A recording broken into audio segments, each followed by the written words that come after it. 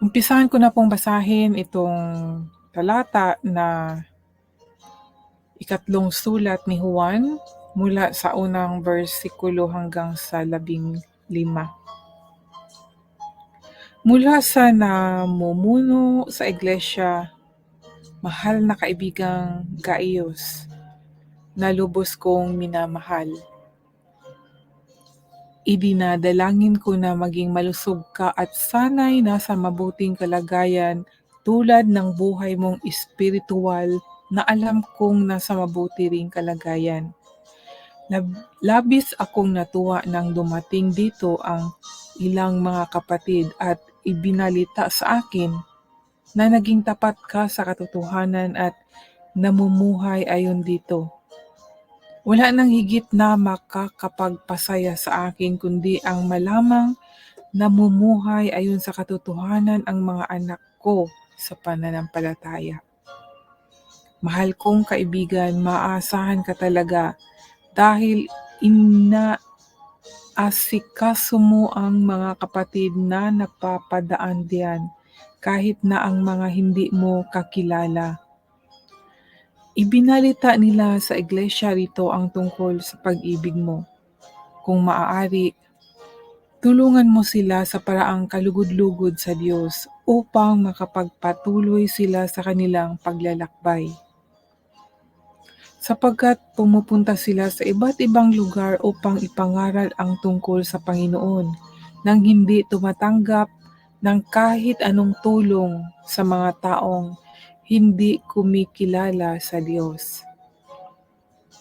Kaya dapat lang natulungan natin sila nang sa ganoon ay maging kabahagi tayo sa kanilang gawain para sa katotohanan. Sumulat ako sa iglesia riyan tungkol sa bagay na ito, ngunit hindi kami kinilala ni Diotrephes na gustong manguna sa inyo. Kaya kapag pumunta ako riyan, sasabihin ko sa inyo ang mga pinagagawa niya. Ang mga paninirang ikinakalat niya tungkol sa amin, bukod pa rito hindi niya tinatanggap ang mga kapatid na dumaraan diyan. At pinagbabawalan pa niya ang iba na tumulong sa kanila. At ang mga gusto namang tumulong ay pinapaalis niya sa iglesia. Mahal kong kaibigan, huwag mong gayahin ang masamang ginagawa ng taong iyan. Sa halip, gawin mo ang mabuti. Ang gumagawa ng mabuti ay sa Diyos, at ang gumagawa ng masama ay hindi nakakakilala sa Diyos. Tingnan mo si Demetrius. Sinabi ng lahat ng mga mananampalataya na mabuti siyang tao at nakikita sa buhay niya na mabuti siyang tao. At sumusunod siya sa katotohanan. Kami rin na nagpapatotoo na mabuti siyang tao at alam mong totoo ang sinasabi namin.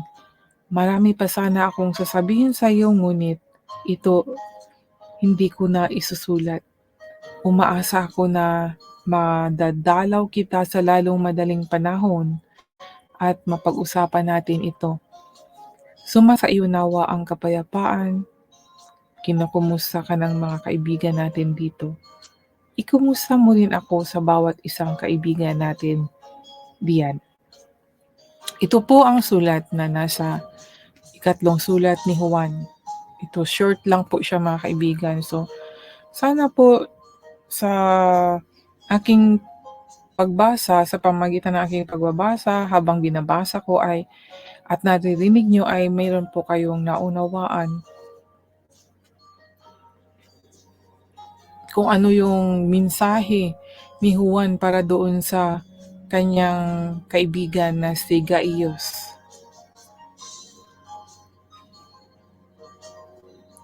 Ang naunawaan ko dito ay nakikiusap siya mga kaibigan dito kay Gaius na tulungan yung mga taong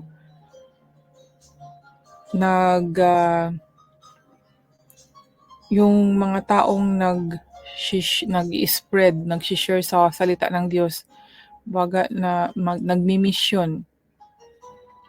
Yun po ang naunawaan ko.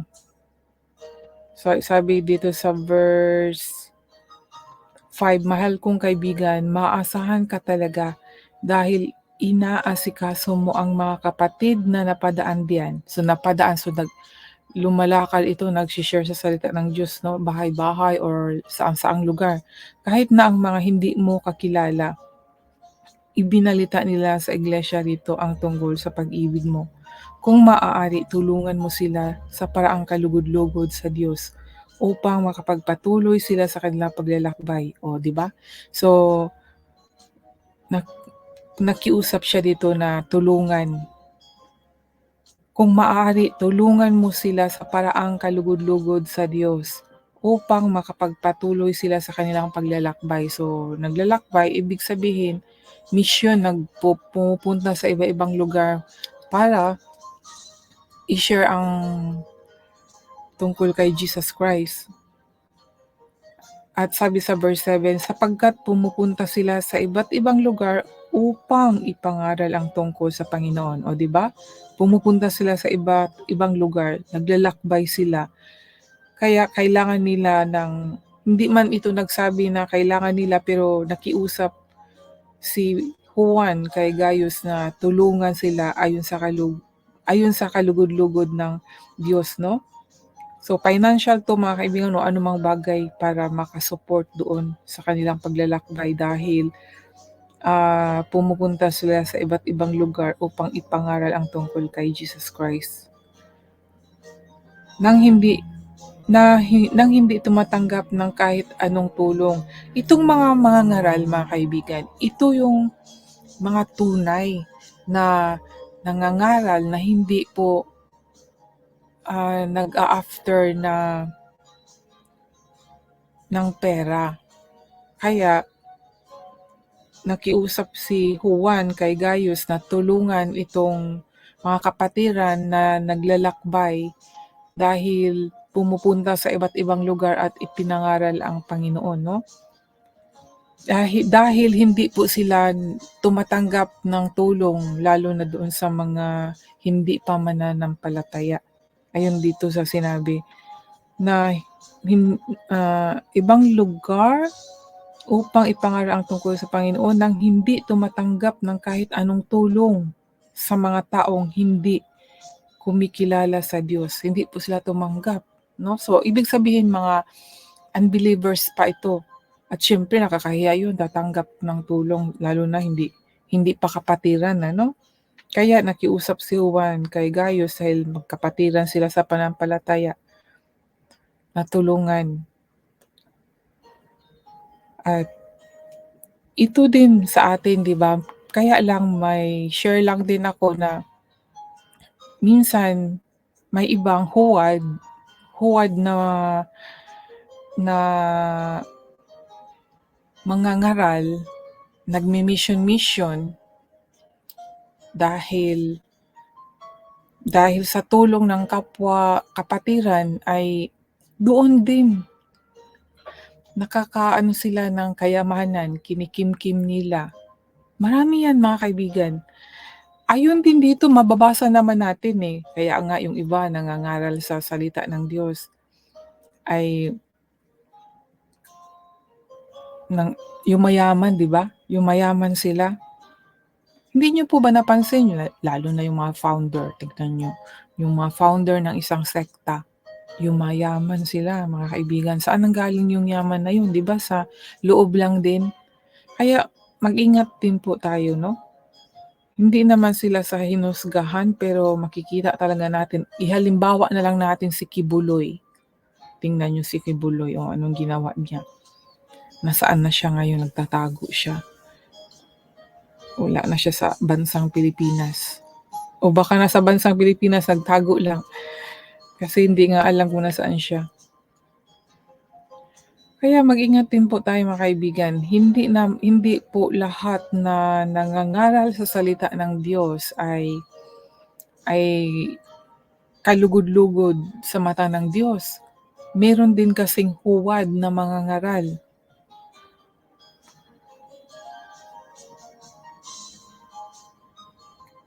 Kaya nagpaparami sila ng member. Tapos yung member, hindi na kamit yung totoong born again, renewal of the spirit. At para sa akin, para lang silang mga alipin din. Alipin sila ng tao kaya maging sunod-sunuran sila. Kung anong sasabihin ng leader o yung pinakamataas na mangangaral ay yun ang sinusunod nila. Kaya mga kaibigan, sa isang meron din yan eh.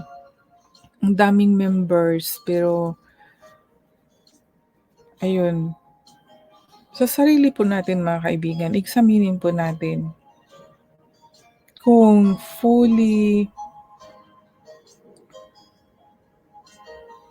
satisfied as a child of God na atin bang talagang nakamit ang pagiging totoong born again in spirit. Yun po ang susuriin natin mga kaibigan.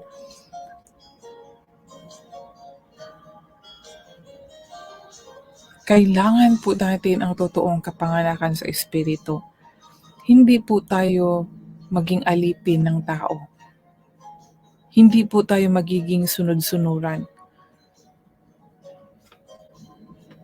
At dahil hindi tunay na born again, kaya kung ano yung itinuturo, yun ang tinatanim sa isipan at puso, yun ang sinusunod. Pero yung pagiging connection sa Diyos ay malayo. Hindi nga alam kung sino ang Diyos. Hindi alam kung paano ka kinakausap o paano mo makikita ang sagot ng Diyos sa'yo. Minsan kasi yung may tao lang na may hinihingi sila na isang bagay at pag nakamit nila ay yun na yung sagot. Hindi lang po sa ganyan mga kaibigan, yung sa mga material na bagay. Dapat sa spiritual na bagay din. Yung from inside na something, like example, itong pagbasa natin sa salita ng Diyos, yung Bible, kasi Word of God talaga ito. Pag binasa natin at may natutunan tayo, may nalaman tayo, isa na yan sa sign na you are a child of God, na nasa sayo ang Espiritu ng Diyos, tumatahan sayo kasi naunawaan mo siya. Isa yan masakit siyang pakinggan, parang magagalit ang mga taong hindi pa tunay na born again. Na masasabi nila na parang arroganteng magsalita. Pero ito po ang totoo mga kaibigan kung totoo talagang anak ng Diyos ang gusto nyo talaga, yung close relation talaga sa Diyos mga kaibigan. Ito ang katotohanan And then the evidence din, yung gift of the Holy Spirit. Lahat tayo matatanggap natin yan pag totoong tunay na anak ng Diyos. Pwera lang kung ibang anak at nakatanggap ng ganun kasi ang gawain naman nun is bad, no? Meron din kasing iba na may mga gifts sila pero ginagamit nila ang gifts na to. Yun na nga, yung sa huwad na mangangaral at yun, yung kanilang pagturo ay hindi para mas maligtas, kundi different po ang turo. Kung atin pong unawaing mabuti ang pangangaral ni Pablo tungkol po sa kaligtasan, kaya maraming taong galit po sa kanya. Pag sa kaligtasan, ayaw nilang makinig. Gusto about sa mundong ito. Ganon din po sa atin mga kaibigan sa ngayon. marami tayong mapansin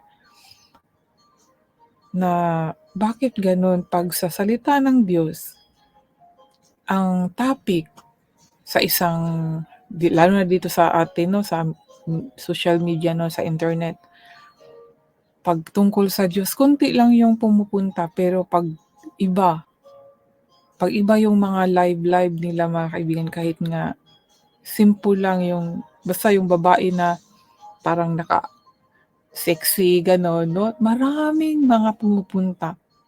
Doon nagpipiyesta sila ng comments. Sab sa akin nasabi ko, "Hala, uy sobrang empty, walang natutunan." Kawawa ang mga kaluluwa. Yan po ang aking na-observe. Ang daming dapat dapat alamin 'no, yung talagang para sa ating loob mga kaibigan. Dahil ang sa ating loob ay nalulungkot, nangangailangan ng katotohanan, ngunit hindi pinapansin kasi na natakpan ang kanilang mga mata 'no, tinakpan ng Diyos dito, Diyos ng sanglibutan, na walang iba ay ang kaaway ng Diyos, alam naman natin kung sino siya.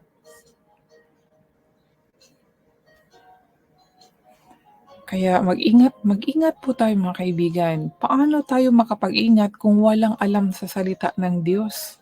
Kailangan talaga natin mga kaibigan na matututo. Magbasa po kayo mga kaibigan, huwag niyo pong sabihin na hindi nakakaunawa. Ang dami nating oras sa ibang bagay, magbasa lang ng kahit one verse or one chapter sa isang araw, sa isang taon marami na tayong matutunan. Kahit sa one chapter and then one verse lang yung naunawaan doon, at least meron tayong kaalaman, 'di ba?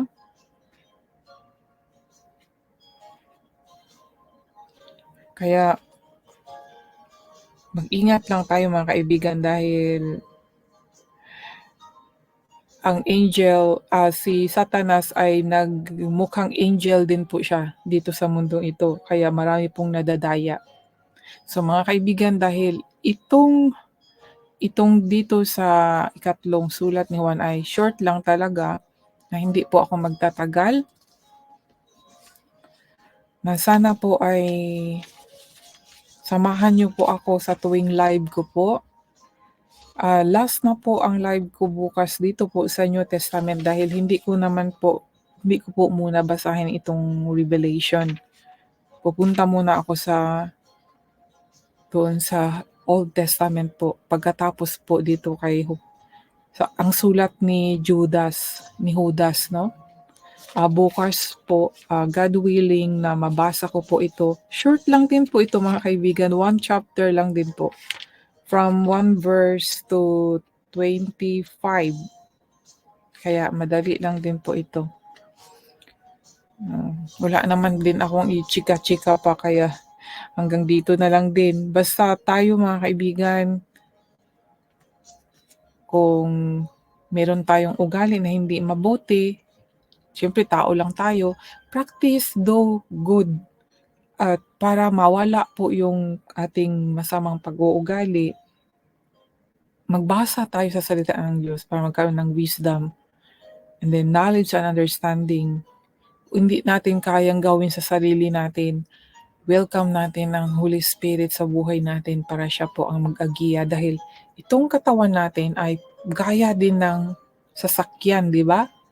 Na dapat yung driver ay mabuting driver. Ngayon, ihambing natin sa spiritual na bagay kung sa spirit, no? Kung bad spirit ang driver, ay masisira ang sasakyan. Pero kung Holy Spirit ang driver, makinis, makintab, maganda, smooth, no? Yan po ang pag-isipan natin, mga halimbawa lang po yan mga kaibigan. Ang ating katawan ay parang vehicles din po. Meron talagang nag-ooperate inside. itong mind natin, not on our own, but from God pa rin. The Spirit ang nagaano niyan yung inside natin, kaluluwa at espiritu ay meron dito sa loob natin, itong katawan natin. Kaya isipin natin na ihalimbawa natin ating katawan like vehicles na may nagda-drive. Kaya let the Holy Spirit drive in our body. Ang ating kaluluwa at espiritu ay connect sa Diyos na totoong anak niya. Kaya kailangan natin ng renewal of the Holy Spirit, renewal of spirit. Kaya kailangan mag-born again, not born again na lumipat ng ibang church. Hindi po ganun. Akala ko din dati ganyan eh. Pag lumipat na sa ibang church ay born again na. Inaano ko talaga, parang hindi eh. Hanggang sa, thank God, talagang naano ko nakamit ko na ang katotohanan tungkol sa born again talaga. Hindi pala sa paglipat ng kundi ang sarili pala natin, yung espiritu natin, kailangan ma-born again. At marami tayong maranasan. Pag na-born again tayo, makaranas po tayo ng spiritual awakening. Kung alam niyo po yun, mag-awake, magising po talaga yung espiritu kasi nag-change po yun. Mag-change po talaga yung dark spirit. Palagay lang natin na dark spirit kasi masama ugali natin, di ba? Hindi natin masabi na light spirit pag masama ang ugali natin, masama ang mga ginagawa natin. Dahan-dahan po yun mag-light. So from dark to light. Ngayon, pag nasa light na tayo, stay on the light. Hindi na tayo pwedeng pumunta sa dark. Yung mga dark na naman ay hihilain natin para mapunta po sa light. Hindi po ako nahiyang mag-amin na I was sinner talaga na saved lang po. Na totoo pong yung born again in spirit, kaya po yan po ang sinasabi ko dahil syempre hindi ko masasabi yan kung hindi ko nararanasan. Ito po ay hindi pagmamayabang kundi testimony po para sa kapurihan po ng Panginoon na siya talaga ay tunay at nagbabago talaga ng ating buhay, ng ating nasa loob po, na siya po ang mag-ooperate sa ating katawan. So hanggang dito na lang po and God bless po sa inyong lahat. Ako po ay magpapaalam na.